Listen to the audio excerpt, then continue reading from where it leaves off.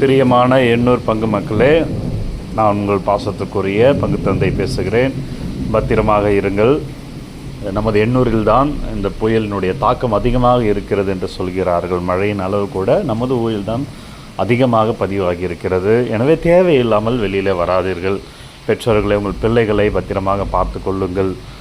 குறிப்பாக இந்த நாட்களில் ஒயர்கள் துண்டிக்கப்பட்டு ரோட்டிலே கிடக்கலாம், சுவர்கள் விழலாம், மரக்கிளைகள் விழலாம். எனவே தேவை இல்லா சூழ்நிலைகளிலே வெளியில் பிள்ளைகள் அனுப்பாதீர்கள், நீங்களும் வராதீர்கள். நேரில் பத்திரமாக இருங்க. ஏதாவது அவசர தேவை என்றால் எனக்கு அழையுங்கள். நான் உங்களுக்காக தொடர்ந்து ஜெபித்து கொண்டிருக்கிறேன். அதே போல் இந்த நாட்களிலே நேரங்களிலே ஜெபியுங்கள். திருப்பாடல் 23 வாசித்து விட்டு ஜெபமாலை ஜெபிங்க. ஜெபமாலை முடிந்த பிறகு மாதாவுக்கு ஒரு பாடல் பாடுங்க. அதன் பிறகு திருப்பாடல் 23 வாசியுங்க. ஆண்டவரே மீட்பர் என்ற திருப்பாடல். அவர் நம்மை மீட்பார்.